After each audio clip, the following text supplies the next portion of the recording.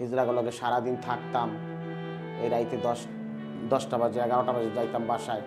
30 টাকা 40 টাকা পাইতাম। ওগুলি নিয়ে মনে করেন মার হাতে দিতাম। অনেক সময় আব্বা চিল্লাচিল্লি করতো যে তোমার এই টাকা আমরা খাবো না। যেটা সত্যি কথা। আমার আব্বা 5 ওয়াক্ত নামাজ পড়তেন। এক মুখ করে পানি দিয়ে দিত ঢাইলা, সাথে একটা দুইটা কাঁচা মরিচ দিত। ওটি দিয়ে ডইলারগুলো কোনো রকম করে খাইতাম। পরে চিন্তা করলাম যে না, এইভাবে আর জীবন চলে না। সুপ্রিয় দর্শক, আসসালামু আলাইকুম। আমি আনিসুর রহমান। আজ স্বাধীনতা জীবন গল্প অনুষ্ঠানে আপনাদের সবাইকে জানাচ্ছি স্বাগতম। আজ আমাদের অতিথি হিসেবে যে হট সিটে বসে আছেন তার নাম সূচনা। তিনি একজন তৃতীয় লিঙ্গের মানুষ এবং তার এই জীবন গল্প বলতেই মূলত আজকের এই আশা। যেহেতু বললামই শুরুতেই যে তিনি একজন তৃতীয় লিঙ্গের মানুষ, তার জীবনে অনেক দুঃখ ব্যথা কষ্ট রয়ে গিয়েছে। এরই মাঝেই জীবন নিয়ে বসবাস করছেন রাজধানী ঢাকাতে। সূচনা, আপনাকে অসংখ্য ধন্যবাদ আজ আমাদের মূল্যবান সময় দেওয়ার জন্য। এবং আপনার এই জীবন গল্প শুরুতে আপনার কাছ থেকে জানতে চেষ্টা করব যে আপনার বেড়ে ওঠা কোথায়, জন্ম কোথায়, বাবা মা কি করতেন এবং বাবা মা আছেন কিনা, আপনার ভাই বোনের সংখ্যা কেমন এবং কিভাবে এই তৃতীয় লিঙ্গের এই মানুষদের সাথে ভিড়লেন। ধন্যবাদ সবাইকে। আপনাকে ধন্যবাদ ভাইয়া, জি। আমাকে এখানে সুযোগ করে দেওয়ার জন্য। আমার নাম ছিল আতিকুর রহমান বাদশাহ। আমার জন্ম ভাসান টেকেরিয়ায়। তো ওইখানে আমার ছোটোবেলাটা কাটছে। ক্লাস 4 পর্যন্ত পড়াশোনা করছিলাম। তো ঘরে অনেক অভাব অনটন ছিল। বাবা ছিল একটা আপনার রিক্সা চালক, আর মা ছিল ধরেন এই যে বড় বড় বিল্ডিংগুলি হয় যে, সেখানে লেবার পোস্টে কাজ করত। জি। অভাবের সংসারে 5 ভাই বোন, 3 বোন, আমি একজন, আর আমার একটা ভাই আছে। মোট 5 ভাই বোন। অভাবের সংসারে চলে না। পড়াশোনা করার অনেক ইচ্ছা ছিল, স্বপ্ন ছিল, কিন্তু টাকা পয়সার কারণে পড়াশোনা করতে পারিনি। বাবা হাঁপানি রোগী ছিল। একবেলা রিক্সা চালাইলে পরের বেলা চালাইতে পারত না। তখন তো 2 টাকার আমল ছিল, বা 1 টাকা 2 টাকার আমল ছিল। 20 টাকা 25 টাকা যদি রোজগার হইতো তো অনেক সময় হইতোও না। 5 টাকা 7 টাকা কেজি চাল ছিল। তখনও কিন্তু খাবার দাবার ঠিক মতো খাইতে পারতাম না। একবেলা খাইলে আরেকবেলা না খাইয়ে থাকতে হইতো। অনেক অভাবে সংসারে বড় হয়েছি। তো এইভাবে দেখলাম যে গরুমাগো আমগো দিকে নাচ গান করতো, হিজড়ারা যাইতো। তো এই কীভাবে জানি না ওদের মধ্যে জড়াই গেছি।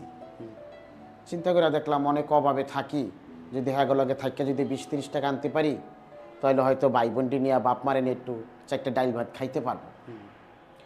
এইভাবে আর কি আমার অনেকটা বছর কেটে গেল।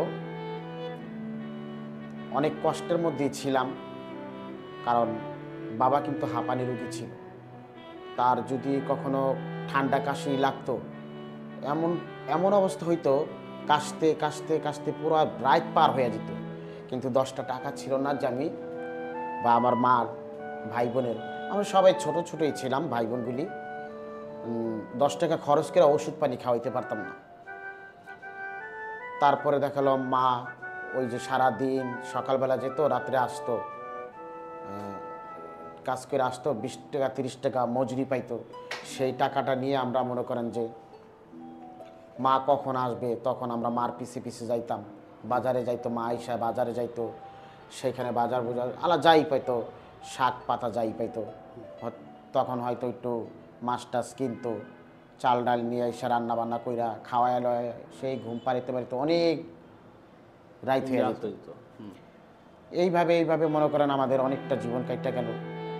তখন যখন আমি হিজড়াদের মধ্যে আসি, মানে আমাদের হিজড়া সম্প্রদায়ের মধ্যে আসি, ওইখানে মনে করেন অনেকে লাথি উষ্টা খাইছি। আচ্ছা। সবাই কিন্তু পছন্দ করতো না, মানে আমি তেমন শিক্ষিত না, বুঝদাম কম, অনেক কথা বলতো। আশেপাশের মানুষ মা বাপরে বলতো যে এই তোমার ছেলেটা হিজড়াগুলোকে যায়, তোমার ভাইটা হিজলাগের মধ্যে যায়, অনেক মানে মন্তব্য করতো। তো সেইখানে মনে করেন যে আমার তো অভাব। এখন আমার ফ্যামিলি আমার যতই চাইতো আর কি আড়াল করতে, কিন্তু সেখানেও আমি আমার ফ্যামিলির চোখে ধোকা দিয়ে আমি ওখানে চলে গেছি। আচ্ছা। কারণ আমি বুঝতেছি যে এইখানে থাকলে আমার বাবার চিকিৎসা করাতে পারবো না, আর 10 টাকা খরচ করে আমি একটা নিজের স্বাধীন মতন চলতে পারবো না, বা আমার বাবার ওষুধ পানিও আমি কিনতে পারবো না। আর মা তো এই যে মানুষের সাইডে কাজ করে, কারণ এখন তো বুঝি যে কাজ করতে গেলে যে কতটা কষ্ট মানুষ দিতাছে বা করাইতাছে। 30 টাকা হাজিরা দিয়া আপনার 500 টাকার কাজ করায় না। আচ্ছা। আর তখন তো মহিলাকে বেশি একটা ছিল না, মানে আপনার অধিকার কি বলতে, খাটাইতো বেশি, প্রচুর পরিমাণ খাটাইতো, কিন্তু আপনার মজুরিটা কম দিত। তো সেই ক্ষেত্রে ভাবছিলাম যে আমি আর পড়াশোনা করে কি করব, গরিব ঘরের সন্তান, পড়াশোনা করে আর কি করব। কিন্তু আলহামদুলিল্লাহ যতটুকু পড়াশোনা করছি অনেক ভালো, এখনও মোটামুটি ভালো বুঝি পারি। আর ইচ্ছা ছিল যে যেভাবে হোক মেট্রিক পরীক্ষাটা দিব, কিন্তু আমার আর হইল না, কারণ অভাবের সংসারে বড় হয়েছি। তো এখন মনে করেন হিজড়াদের সাথে আইসা পড়ছি, অভাবের কারণেই আসছি। আর হিজড়াদের কাছে আসার পরে দেখা গেল যে হিজড়াগুলোকে সারাদিন থাকতাম, এই রাইতে 10টা বাজে 11টা বাজে যাইতাম বাসায়, 30 টাকা 40 টাকা পাইতাম, ওগুলি নিয়ে মনে করেন মার হাতে দিতাম। অনেক সময় আব্বা চিল্লাচিল্লি করতো যে তোমার এই টাকা আমরা খাবো না, যেটা সত্যি কথা। আমার আব্বা 5 ওয়াক্ত নামাজ পড়তেন, উনি বলতো যে না, তোমার এই পথের টাকা আমরা খাবো না। তখন মার মন তো নরম, মা মনে করেন নিত আবার প্লাস বলতো যে দেখো বাবা, তুমি এই পথ ছাইরা দাও, এই পথ ভালো না, মানুষ আমাকে আজে বাজে খারাপ কথা বলে। তখন আমি বলি যে মা, আমাকে তো ইনকামের কোনো রাস্তা নাই, আমরাই সবাই ছোট, তোমার কষ্ট, বাবার এই যে হাঁপানি রোগ, রিক্সা চালায়, অনেক সময় দেখা গেল হাঁপানি যখন উঠে না ওনার, দেখা গেল এই রিক্সা চালাতে অবস্থায় উঠে গেলে না, তখন সে রাস্তাঘাট একটা দুর্ঘটনা ঘটতে পারতো, অনেক সময় হয়েছে। তখন আমি বলতাম যে এই অবস্থায় যদি আব্বা রিক্সা চালায়, তাই তো আর উঁচা নিচা রাস্তা ছিল, আগে তো আপনার মনে করেন ইটের রাস্তা ছিল, পিচ ঢালাই রাস্তা ছিল না। আমরা ভাষণটিক থেকে চলে আসলাম, ভাষণটিক থেকে চলে আসার পরে মনে করেন অনেক অভাবে ছিলাম। তারপরে দেখেন আমার মাডা মানুষের বাসায় কাজ করতো। আচ্ছা। অনেক সময় মানুষের বাসায় কাজ করতো।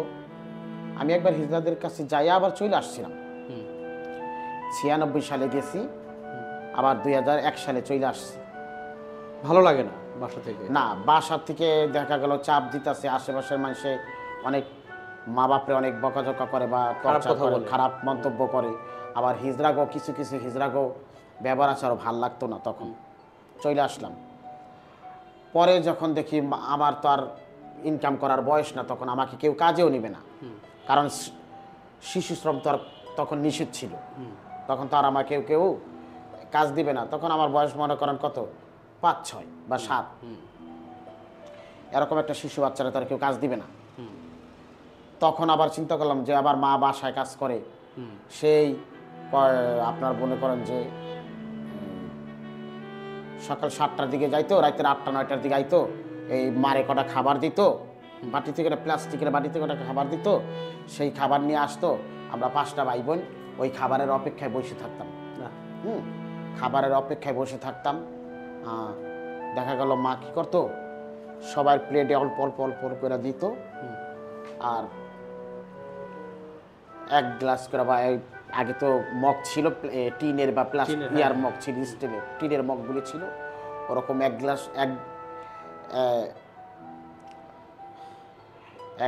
এক মুখ করে পানি দিয়ে দিত ঢাইলা, সাথে 1-2টা কাঁচামরিচ দিত, ওরি দিয়ে ডইলারগুলো কোনো রকম করে খাইতাম। পরে চিন্তা করলাম যে না, এইভাবে আর জীবন চলে না, এইভাবে তো আর জীবন চলে না, এইভাবে মানুষ কিভাবে বাঁচবো। পরে আমার একটা বোন ছিল, যেটা আমার মেজো বোন, বড় বোনের তো আগেই বিয়ে হয়ে গেছে, তো তার সাবজেক্ট অন্য, সে তার পরের সংসারে করে, পরের সংসারে থেকে তার আমাদেরকে চালাইতে পারবে না। তো ছোট বোনটা বিয়ে হয়নি, আর মেজো বোনটার বিয়ে হয়েছিল। আর বড় বোন তো অন্য সংসার, মেজো বোনের আবার স্বামীটা ওই যে নেশা টেশা করতে দিকা ডিভোর্স দিয়ে দিছে। সেই বোনটাও আমাদের সাথেই থাকে, ওই বোনটাও অনেক অসহায়। আর ওই বোনটাও আমার অনেক হেল্প করছে, গার্মেন্টসে চাকরি করে মনে করেন যে আমাদের বাবা মা ভাই আমরা যে দুইজন ছিলাম, আমার ভাই আর আমি, আগলে রেখেছিল। অনেক অনেক কষ্ট করছে। তারপরে ছোট বোনটাও গার্মেন্টসে চাকরি করে আমাদের সংসারটা চালায় রাখছিল। পরে দেখা গেল যে না, এইভাবে চলতেছে না। তখন তো কত 150 টাকা হেল্পারের বেতন ছিল। এই 150 টাকা তো ঘর ভাড়া দিব না খাবো, জি, নাকি পোশাক আশাক নিব। এমনি এমনি আমি আবার চিন্তা করলাম যে না, আমি আগের পথেই যাই না। তারপর আবার চলে আসলাম হিজড়াদের কাছে, আস্তে আস্তে এই পর্যন্ত। তারপরে তো এই সমাজে আর কোনো মূল্য পেলাম না। সমাজের মানুষ কোনো দিন আমাদের ভারত চোখে তাকায় না।